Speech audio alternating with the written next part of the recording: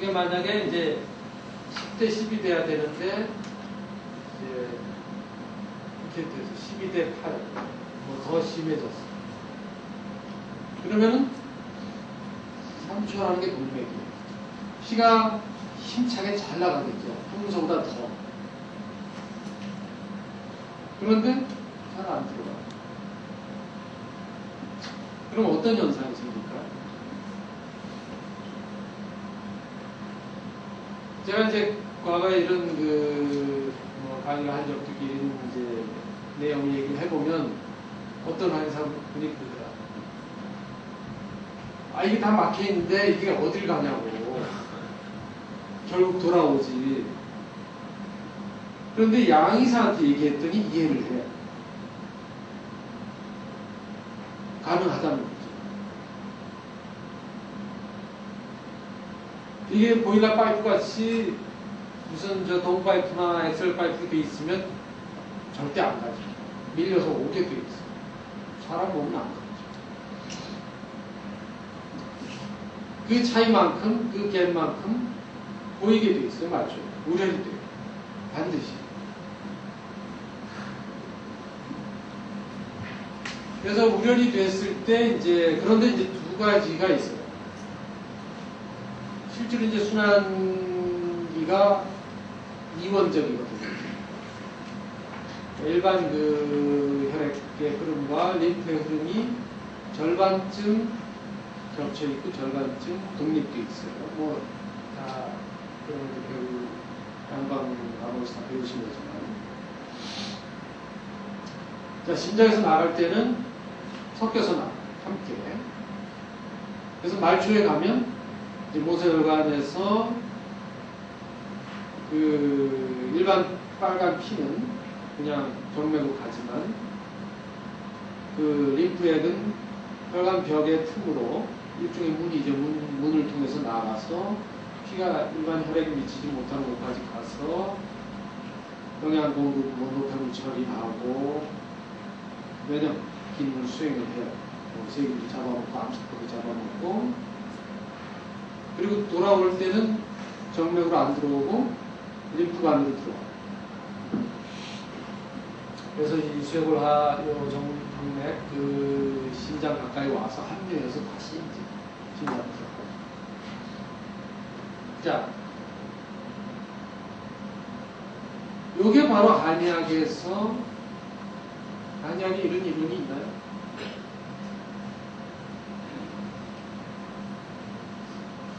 당연히 있어요. 황제경에도 있고, 근데 거기서 스톱됐어. 자, 이것이 영혈위기입니다. 빨간 피, 그게 영혈이에요. 맑은 림프액이 위기.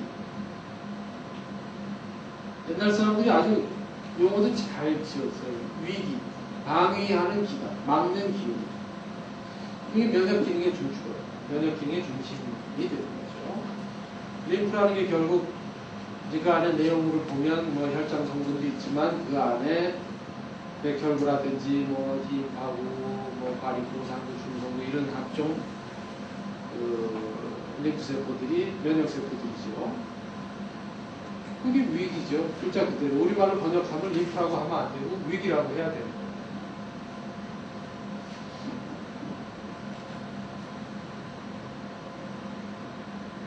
바로 이제 정맥 또는 림프의 우렬이 돼요. 울체가 돼요. 그러니까 단순히 정맥이 아니고 말초 부위에 나가서 빨리 못 들어오면 당연히 울체될 수밖에 없어요.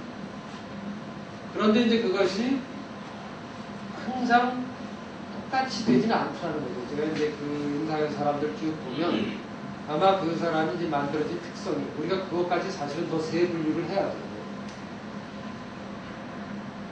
주로 혈관 쪽에 영혈이 울체되는 사람이 있고 위기가 더 울체되는 사람이 있어요. 물론 영혈이 울체되는 경우에는 위기도 당연히 적당히 울체가 되겠죠. 반대도 마찬가지예요. 그런데 5대5로 딱 되는 경우는 거의 없어요. 요게 좀 더 되는 사람이 있고 요게 좀 더 되는 사람이 있어요. 자, 영혈이 울체되면 일시적으로 울체되면 뭐 그냥 그거는 의뢰를 돼요. 그런데 그게 장시간 또는 어떤 타격에 의해서 이제 혈관이 뭐 출혈이 되거나 이렇게 되면 그게 이제 어혈이 돼요.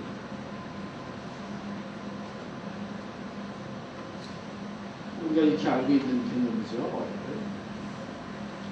그러면 위기가 울체가 되면 어떻게 돼요? 림프가 울체가 돼요.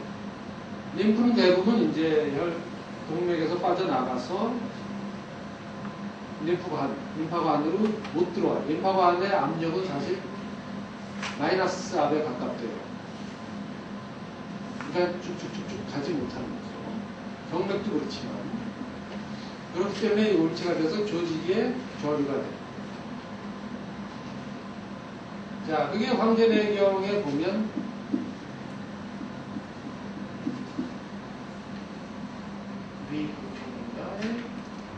위기계류라는 말이 나와요.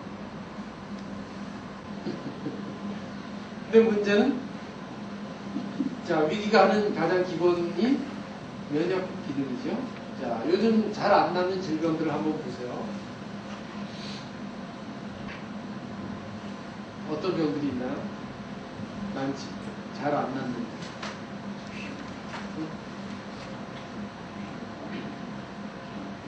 뭐 각종 피부질환도, 뭐 암도. 자, 피부질환 중에서도 어떤 것들이 제일 많이 오는 환자들 하면서 그렇죠. 뭐 아토피 비염도 있고 이제 뭐 피부질환은 아니지만 일단 면역 질환이죠. 천식 또뭐 루푸스라든지 류마티스, 뭐 건선 아직 지금 확실치 않다고 하지만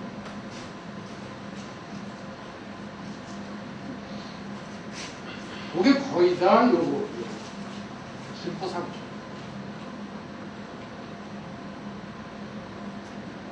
그러니까 한약 먹고 아토피 더 심해졌다. 전부 다 무슨 뭐 비위를 다스려야 된다. 백출 쓰고 감기 쓰고 이러면 다 심해.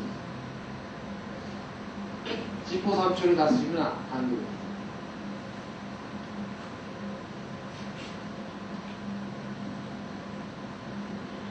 그래서 사실은 이제 시간이 된다면 이 부분을 좀 더 이제 사실 파고들어야 돼요. 저도 이제 그런 개념을 확립을 했지만 뭐 혼자서 하다 보니까 사실 이제 저도 이제 한의원을 하고 또 임상을 하다 보니 뭐 연구할 시간이 별로 없어요.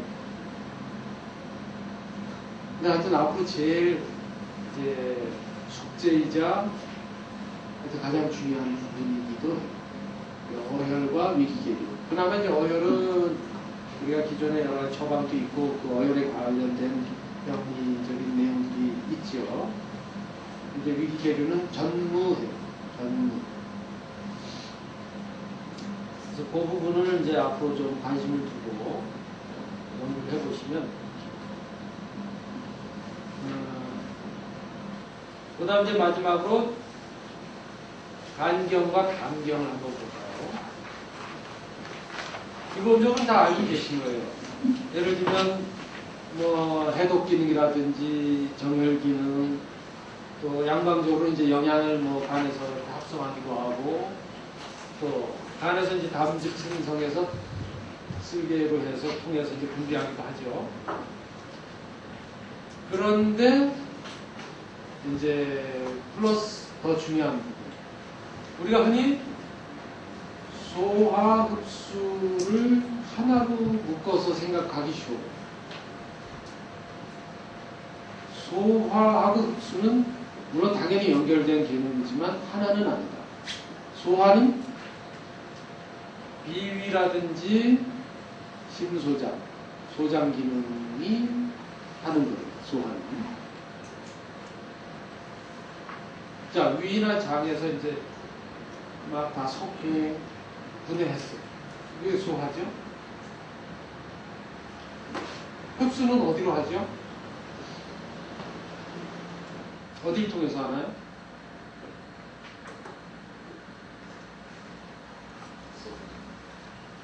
위장관에 있는 이제 혈관을 통해서, 혈관이나 림프관을 통해서. 자, 그 혈관들이 어디로 가요?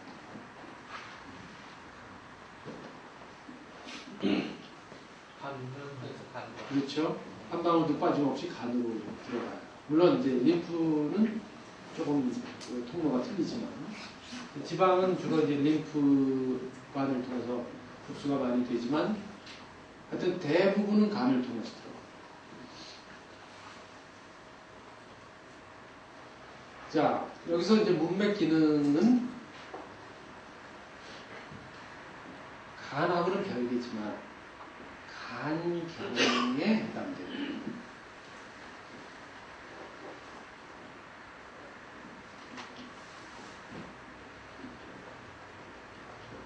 그래서 이 소화관은, 위장관은 소화만 시킵니다.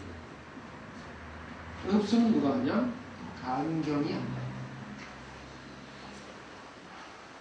사실은 이제 간경과 심포경이 하는 거죠. 골림프까지 포함해서.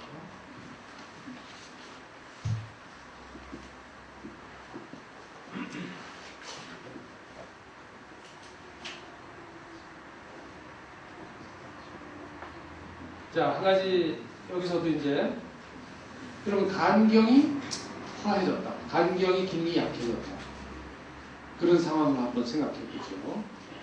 간경의 기능이 약해지면 당연히 간의 기능도 약해지지만 문맥 기능도 약해져요. 그 두 개는 불가분의 관계예요. 간에서 처리하는 속도가 늦어지면 문맥으로 흘러 들어가는 피의 흐름은 느려질 수밖에 없어요. 그게 극단적인 케이스를 보면 간경화나 이제 간암 같은 경우에 이제 어떤 현상이 오죠? 문맥에 어떤 변화가 오죠? 어떤 게 오나요?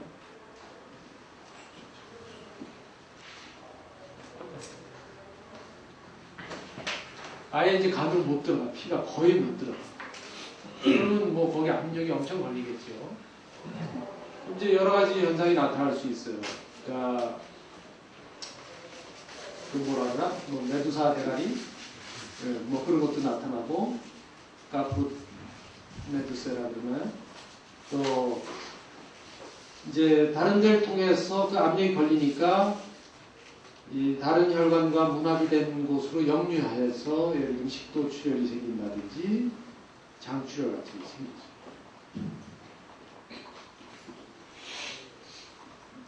자, 근데 그건 극단적인 케이스예요. 그거는 이제 간 기능이 10인데 거의 8, 9가 떨어졌어요. 한 3이나 4쯤 떨어지면 어떻게 될까요? 그 정도로 치명적이진 않아요. 그러나 역시 이제 문맥에서 마치 그 옛날에는 인터넷 없을 때는 왜 극장 앞에 막 줄 서잖아요. 문맥에 이제 피들이 몰려가지고 줄을 서야 되는 거죠. 우려를 되는 거죠. 아주 강력하게. 그게 계속 누적이 되면 일시적인 상황이 아니고 누적이 되면 위장관에서 소화를 시켜놨는데 흡수를 할 수 있을까요? 없을까요? 흡수력이 그만큼 떨어져요. 만약 절반이 안 되면 절반 흡수를 못합니다.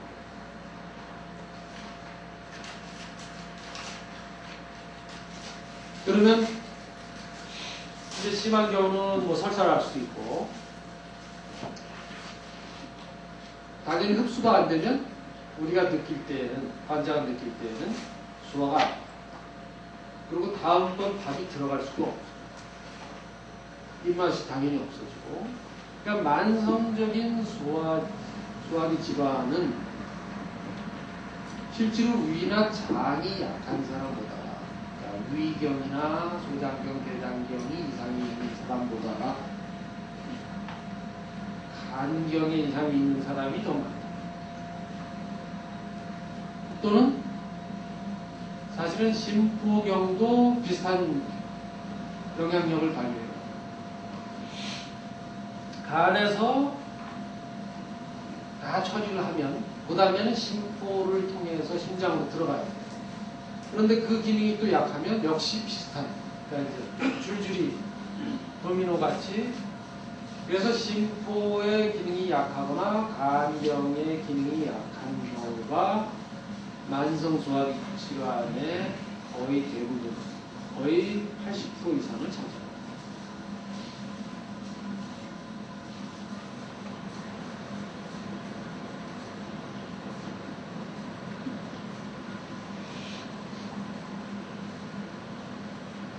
단순히 이론이 아니고 실제로 임상에서 이제 우리가 볼 수 있는.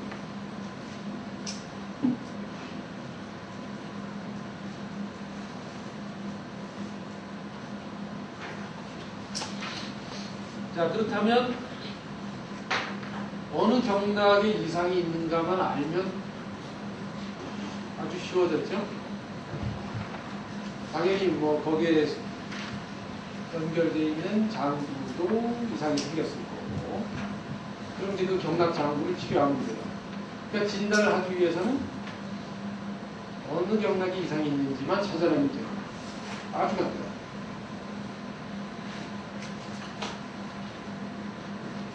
물론 이제 그러기 위해서는 뭐 여러 가지 수단을 다 동원해야죠. 우리가 뭐 정보가 하나라도 많을 수 있기 때문에 이제 막문 문제를 다 해야 돼요. 그래서 이제 조금이라도 정보를 많이 이제 모아서 어느 경락에 이상이 있는 것을 찾아내면 치료는 아주 간단해요. 침은 그 경락을 조절해 주면 되고, 또 약도 마찬가지. 그 경락과 장부에 해당되는 약을 쓰면 치료가 됩니다. 너무 쉽죠.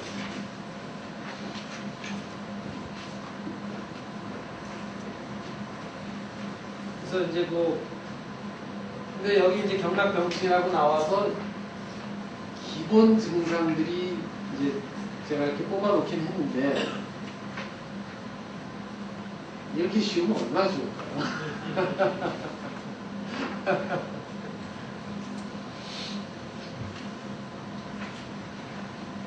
그러니까 이제 이게 다른 절대 아니에요. 이건 그냥 참고.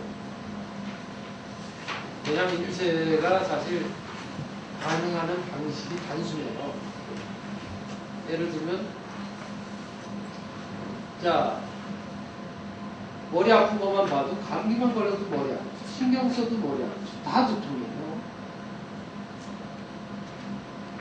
그러니까 물론 우리가 뭐 10종 두통이다, 뭐 각 경락별로 두통 이걸 분류를 하지만 증상은 단순하다. 아, 머리 아파. 이게 증상만 갖고 모든 걸 알 수는 없어요. 그러니까 너무 공통적인 게 많아요. 또 소화가 안 돼요. 뭐 잘못 먹어도 아프지만 뭐 체질적으로 소화 안 되는 사람도 있고 다양해요. 그래서 그것은 이제 여기서 제가 이렇게 해드리는 것은 참고만 하세요. 요걸 가지고 또 요거 증상 나와서 이대로 했는데 왜 안 났냐 이렇게 따지시지 말고. 자, 수태형 수양명경 병증을 한번 봅시다. 신중 단기 비만 설사. 물론 이게 다 나타날 수도 있고 가볍게 나타날 수도 있고 한두 개만 나타날 수도 있어요. 자, 아까 뭐 호흡할 때 우리가 기허습성 딱 보증성.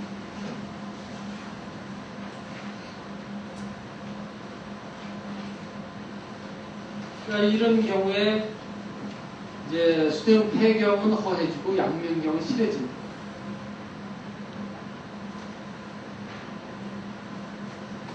그러니까 그걸 조절을 해주면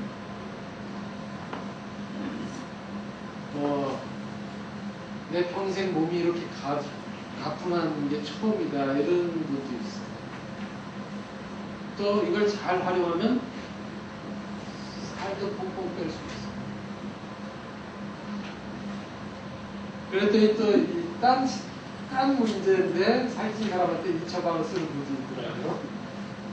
그러니까 그렇게 하면 안 돼요. 반드시 이상 경락, 원인 경락 장부를 찾아서 거기에 따른 치료를 해야 돼요. 그 다음 족태형 격양면경병증은 2기. 이제 쉽게 배가 고프다. 구갈, 오열, 쉽게 얘기하면 이제 혈당이 올라가요. 피 속에 영양분이 너무 넘쳐. 그러니까 열이 뻗치는 거예요. 이런 사람은. 열도 많고, 갈증도 막 나겠죠. 또 맥도 보면 가장 심해요.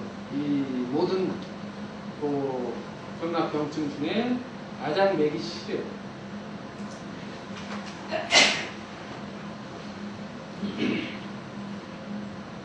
자, 두 번째를 봅시다. 수송 수태환경병증을 보면 비만, 상기, 불면, 설사. 근데 우리가 이제 설사 이렇게 얘기하면 또 설사만 생각하면 안 돼요. 항상 단계가 있어요.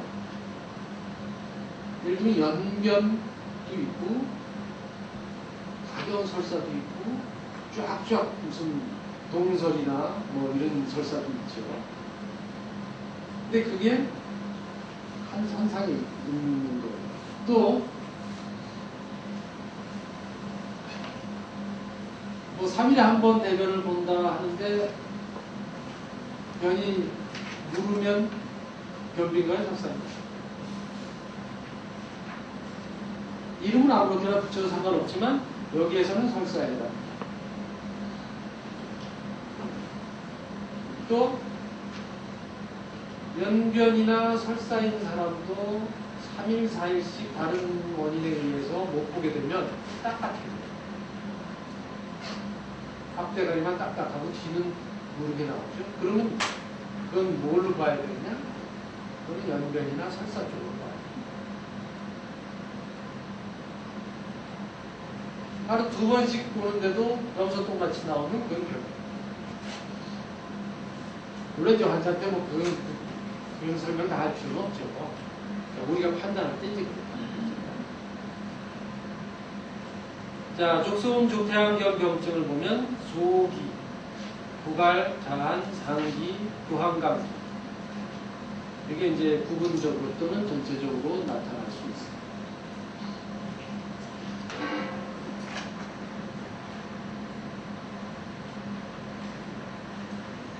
그리고 이제 수고름 수소양병증을 봅시다.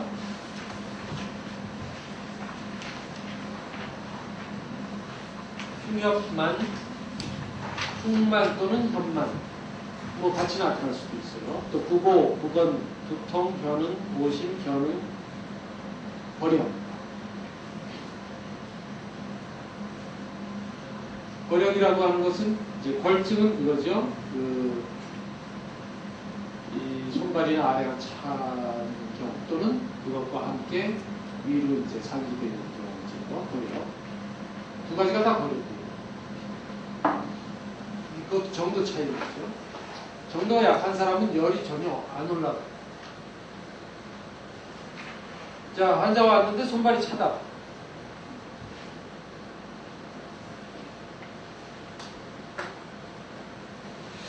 추위를 많이 타요. 손발이 얼음장 같아요. 여름에도 차요. 저는 제일 먼저 심호 3초의 이상을 먼저 봐요.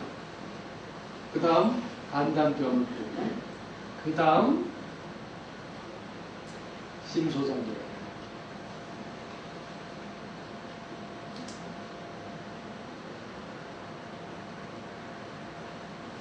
일반적으로 온보하는 약이라든지 소식지제, 뭐 평이산, 또 뭐 보조기탕 이런 약들은 그러니까 심소장경이나 심방광경에 해당되는 약들이.